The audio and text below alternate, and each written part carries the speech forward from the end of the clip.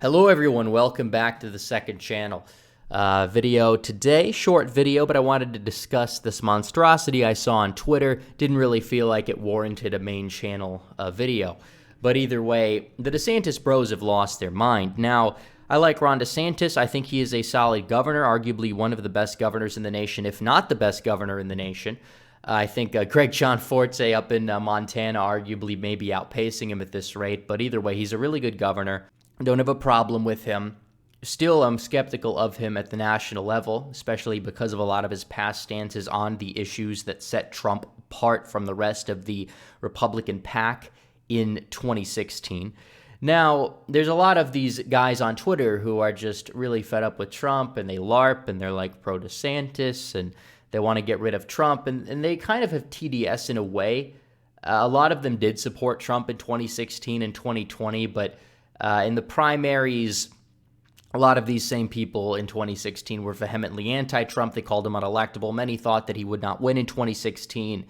2020, many thought he wouldn't win. Many thought he would get trounced in 2020. He didn't. He very close, tight election, even going by the official tally that we see, right? But looking at the sentiment from these individuals, and it's crazy, and they'll do anything possible to demean Donald Trump. They call you a cultist. I've been probably one of the biggest critics of Donald Trump from the right wing over the past year or so on Twitter. One of the largest critics of him, both in terms of how much I've criticized him and the size of my account, right? Obviously, most people know me as somebody who likes to say Trump isn't like sufficient in my worldview, because sometimes he has had his mishaps, whether it is with the whole BLM riot situation or whether if it was just abandoning his base on a few issues and pandering to groups who really aren't going to vote for him a whole lot. But and I will be doing a video on the main channel about this, a final Trump versus DeSantis video on why I prefer Trump. But looking at this, you see these people out here.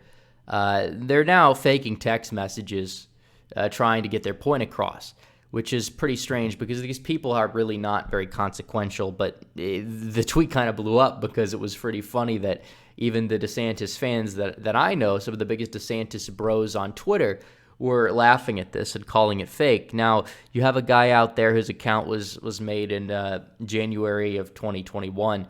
A lot of people have said this guy is like an operative for like a pro-DeSantis pack. I kind of did think that was the case until a friend of mine informed me about who this guy was, and I actually remembered him from a forum. I'm not going to discuss it. I'm not going to put that guy on the spot. But either way, this is more symbolic of this mindset that there's so many people who will do anything to get rid of Trump in 2024. But the thing is that they call the people who prefer Trump but still acknowledge his flaws cultists because they don't want Ron DeSantis, yet instead do crazy things like this that are just insane and just ludicrous, that they would even think of doing this and yet do it so poorly even and post this. Now, we're going to break this down. This guy says, text with a friend who work in the Biden White House about 2024. Interesting to hear what the other side thinks. So this guy posts this text message right here. And apparently, the first thing you'll notice is that it's backwards, right? Android, when you are sending messages, it's typically on you are the one that has the colored message, right? Typically, you're not the one that has the white message background. So the fact is, this is apparently a text message with a friend who worked in the Biden White House. Now, I give the guy credit because he spaced out the timing of the messages, which kind of made it seem realistic to an extent. But even then, it's kind of I'm kind of a little bit skeptical of the intervals. But nevertheless, I'll give him credit for that. But you couldn't even get it on the right side. But even if it was on the right side, maybe this is some different app I don't know about, right? Which it's not. But let's say it was, and these messages were actually messages between him and somebody else.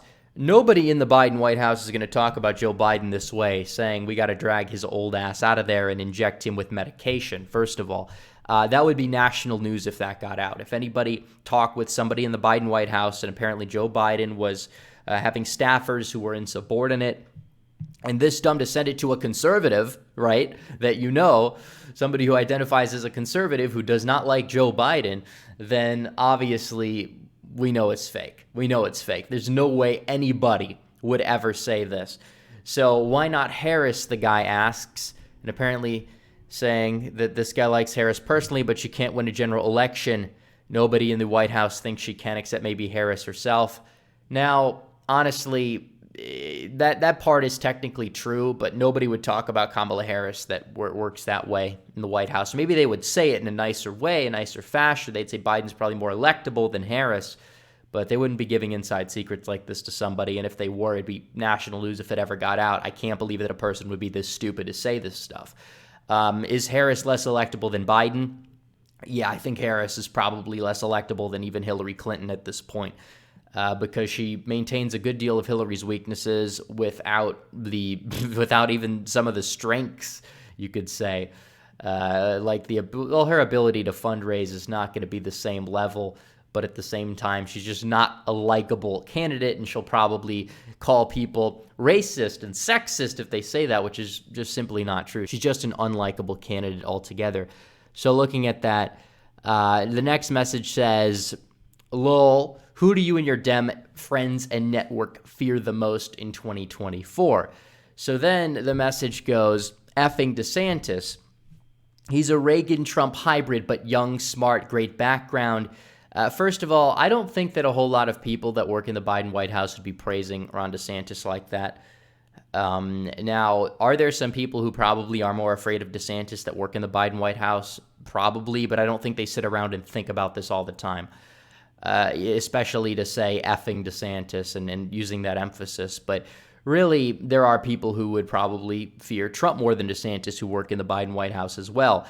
And then it goes on to say he wins back a lot of the college-educated whites who were repulsed by Trump, but has enough average guy appeal to hold on to the MAGA base. First of all, nobody talks like this besides the autists on election Twitter, essentially college-educated whites. Like this staffer in the Biden White House is sitting there thinking about electorally speaking. Would do better with college-educated whites than Donald Trump? Yes. Would he do worse and have lower turnout with working-class whites in the Rust Belt in the Midwest? Probably. He also doesn't fall for traps the way Trump did killer combo. I wouldn't say that. If you look at his governor election back in 2018, there were quite a few traps that he did fall into. I'm not saying he would be a bad candidate or anything like that, but this person, if this was real, would just be being ignorant about that to begin with. But besides that point, I don't think they're afraid of Ron DeSantis. DeSantis is easily able to be bought off if he's at the national level. He has been a part of Washington, D.C. for quite some time. He had a fairly neoconservative voting record when he was in D.C. Now, he's been a really good governor. I think that he's done a pretty good job when it comes to the COP virus. But beyond that point, it's just saying that that's enough for me to buy in or say that he's better than Donald Trump. No, because Trump is really somebody who you don't know what to expect. Donald Trump ran a really bad campaign in 2020, and he still was 43,000 votes away. And that's just taking the results at face value. Okay, so the idea that Ron DeSantis would even do as well as Donald Trump in the Rust Belt is laughable. I think DeSantis could win Wisconsin against Biden. I don't think it would be by much. I think he would lose Michigan by around 4 to 5 points against Biden. I think he would lose Michigan to Harris. I think he could beat Harris in Pennsylvania and New Hampshire. I don't think he could beat Biden there. I think that he would do better in Georgia. I don't think he'd win Georgia against Biden. I think he'd do better in Arizona. I think he could flip back Arizona and he would hold North Carolina against Biden and maybe win Florida by like 6 or 7. But I don't know. It really depends. I mean, obviously, if Biden's approval rating is what it is now, yeah, I think DeSantis could beat him. But I still think Trump would be the stronger candidate by and large. I mean, this idea that Ron DeSantis is just this bulwark and people think that he is just not entirely true. We'll see what happens in 2022. I think that, if he goes up against Charlie Crist and only ends up winning by around 4 points or so, which I don't really think is going to happen. But if that happens, then that would tell us a lot that we don't know. There's too many unknowns for people to be super afraid of Ron DeSantis, especially people that work in the Biden White House. But then this guy says, I agree. With that, I think DeSantis could beat Biden and would crush Harris. First of all, knowing people in politics, this response doesn't even entirely make sense. At this rate, DeSantis beats Biden and obliterates Harris in a red tsunami. I don't think that people that work for either party are going to exactly be just enthusiastically laughing about a leading individual in the opposing party defeating Biden, because obviously this is not going to happen just from face value, because I know people in politics. I've networked with people, and usually you're relatively optimistic. I mean, I've talked with people that have intel on certain races, and usually whether they're on the right or whether they're on the left, they tend to overestimate their side a little bit. They're supposed to stay optimistic. Now, DeSantis could beat Biden, and if I did work in the Biden White House, maybe I would be saying, okay, well, Biden has to correct course in order to win re-election, but I'm not going to say it to a Republican that I know over text message, where he could potentially take this and put it on Twitter, which he did, by the way, which he did. This would be massive news if this was actually real, which it's not real. This guy's a lunatic, saying we're all hoping Trump runs again so we can kick his orange ass again. Well, at this rate, Biden's approval rating has dipped about a good net 14 points in terms of his favorability and approval since the election. Donald Trump's has remained relatively unchanged since then as well. This idea that Ron DeSantis would be a better candidate, we could debate that, but the bottom line is this idea that Trump would run again and do worse is just laughable if at this rate, apparently. And against Kamala Harris, I think Donald Trump would win the popular vote against Kamala Harris. I'm not saying DeSantis wouldn't beat Harris, because I think he would. But Donald Trump is a uniquely strong candidate, and I maintain that. But the problem that I have with this is this guy is faking text messages. I don't know why he's doing it. It's obvious he wants to maintain an agenda, but everybody's just trashing him. A lot of these DeSantis fans are just, trashing him even in the replies, as you can see here. And this was ratioed pretty hard by a lot of people. But, this is just laughable. I mean, anybody could do this. I could fake a text message with somebody in the Biden White House, and they could be calling Biden crazy and demented, and I could put it. Nobody's going to believe me. And it's true. Maybe you do have a friend in the Biden White House, right? Maybe you do. Maybe you have a friend there. That might be believable.